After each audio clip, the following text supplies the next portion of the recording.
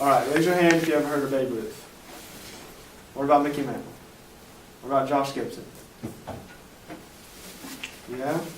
Really? Yeah. All right. Well, there's people in life that do just as extraordinary or great achievements as like these famous people do, but they get no credit at all. Josh Gibson was one of the most influential baseball players to ever live. In his 16-year career, great career, he led to desegregation in a kind of non-direct way and had greater feats than both of those players did. Joshua Josh Gibson was an African-American kid who grew up in the 20s. He worked at a steel mill when he was a little kid. He was really, really buff by the age of like 16. And he started playing baseball at the age of 16, which was really, really young and really, really late in life to start playing sport. At age 18, he got selected to play for the Homestead Grays, so 2 years after he started playing. And instantly, he was known for hitting balls farther than anyone ever has. And the way he got selected, he was at one of their games, and their catcher broke his knee or something. And the manager looked up in the stands and saw this guy and said, "Hey, can you come catch for us?" And instantly, he did better than their catcher, so they kept him. He was nicknamed the Black Babe Ruth because of his power and his stature. He was 6'1", 210 pounds, just all muscle practically. What really set him apart from everybody, according to ESPN's article about Josh, he hit over 800 home runs in his career. The next person to that is 762, held by Barry Bonds, which you guys might know. But Barry Bonds is suspected for probably using steroids, more than likely, and steroids wasn't a thing back in the 1930s.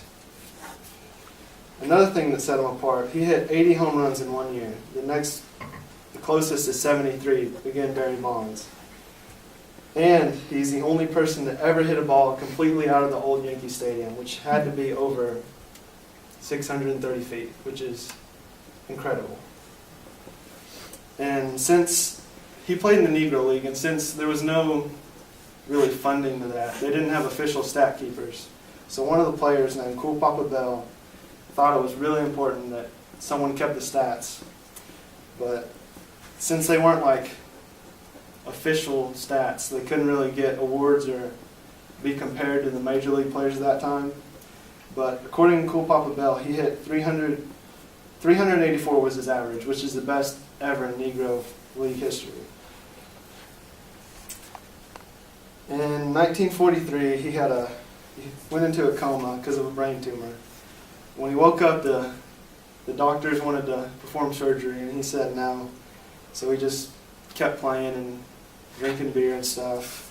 And 4 years later, at the age of 35, he died, which was 3 months after Jackie Robinson made his first appearance into the MLB, which was a huge thing. And many people said that he was soon to follow if he didn't die. In 1972, he was inducted to the Negro Hall of Fame. Josh Gibson was considered the best Negro player to ever play, which led to the MLB having interest in these players coming up to the major leagues. And since the managers were interested, it made them choose players that they thought they could take the harsh, racial slurs and bashing every single game, which led to Jackie Robinson. Many people said that Josh Gibson was way better than Jackie Robinson, but he kind of just did whatever he wanted.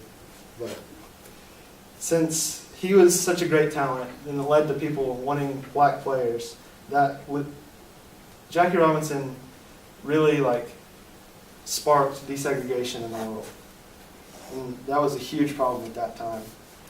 And he was never acknowledged as being anything, really. He was one of the most important baseball players because of the desegregation. And without his talents, I don't think they could have, or they would have wanted Negro players in the MLB.